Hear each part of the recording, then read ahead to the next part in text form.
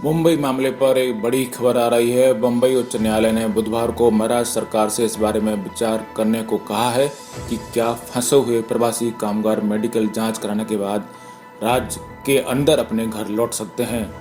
न्यायमूर्ति R.K. देशपांडे ने corona virus महामारी के मद्देनजर प्रवासी कामगारों और दिहाड़ी मजदूरों के दशा के बारे में चिंता जताने वाली 2 याचिकाओं पर सुनवाई करने के दौरान यह सुझाव दिया। अदालत ने कहा कि सरकार ऐसे कामगारों को राज्य के अंदर अपने मूल निवास स्थान पर जाने की इजाज़त देने पर विचार कर सकती है, क्योंकि यह प्रशासन पर बड़े भार को कम करेगा।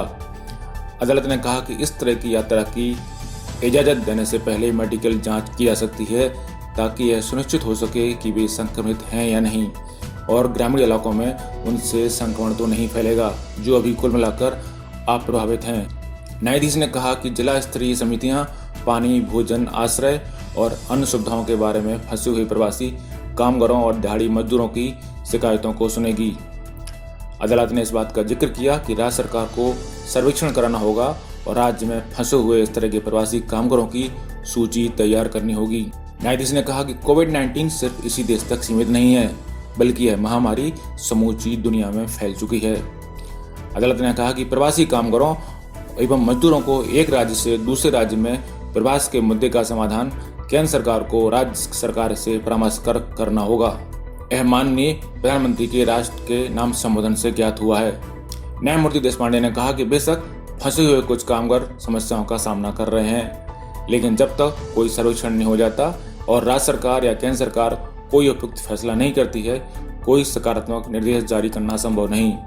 अदालत अब इस विषय की अगली सुनवाई 4 मई को करेगी। आपको बता दें कि कोरोना वायरस के संक्रमण से फैलने से रोकने के लिए लगाए गए लॉकडाउन के बीच मुंबई के बांद्रा रेलवे स्टेशन पर मंगलवार को हजारों की संख्या में लोग एक साथ जमा हो गए थे। बताया जा रहा है कि लोगों को उम्मीद थी कि लॉकडाउन की वजह से रोका गया ट्रेनों का संचालन शुरू होने वाला है। बांद्रा स्टेशन पर जमा हुए लोगों में से अधिकतर प्रवासी मजदूर थे और वो अपने गृह राज्य जाना चाहते थे। हालांकि स्टेशन के पास भारी भीड़ होने की सूचना मिलने पर पुलिस पहुंची और लोगों को वहां से हटाया गया। भीड़ हटाने के लिए पुलिस को लाठीचार्ज भी करना पड़ा। वहीं महाराष्ट्र के मुख्यमंत्री उद्धव ठाकरे ने कहा है कि लोगों को घबराने की जरूरत नहीं है, सरकार उनकी समस्याएं सुलझाने की हर संभव कोशिश कर रही है। महाराष्ट्र के मुख्यमंत्री उद्धव ठाकरे ने लोगों से अपील की है कि वे परेशान न हो, सरकार उनकी जरूरी सुविधाओं का पूरा ख्याल रख रही है। उन्होंने कहा कि मुंबई और पुणे कोरोना संक्रमण के हॉटस्पॉट हैं, इसलिए यहाँ टेस्टिंग सेंटर की संख्या बढ़ाई जा रही है। जिन इलाकों को सील किया गया है वहाँ टेस्टिंग और सैंपल जुटाने का काम प्रमुखता से हो रहा है। साथ ही सरकार सप्लाई से जुड़ी मुश्किलों को सुलझाने का भी प्रयास कर रही है। उद्धव ठाकरे ने बताया कि महाराष्ट्र के 10 जिले कोरोना संक्रमण से मुक्त हैं और सरकार की कोशिश रहेगी कि यहाँ कोई मामला सामने न आए। साथ ही बाकी जिले भी कोरोना संक्रमण से जल्द मुक्त हों। आपको बता दें कि कोरोना वायरस संक्रमण के मामले महाराष्ट्र में सबसे अधिक हैं। स्वास्थ्य मंत्रालय के मुताबिक महाराष्ट्र में कोरोना संक्रमण के कुल 2337 मामले हैं। यहाँ कोरोना की वजह से अब तक 160 लोगों की मौत हो चुकी है।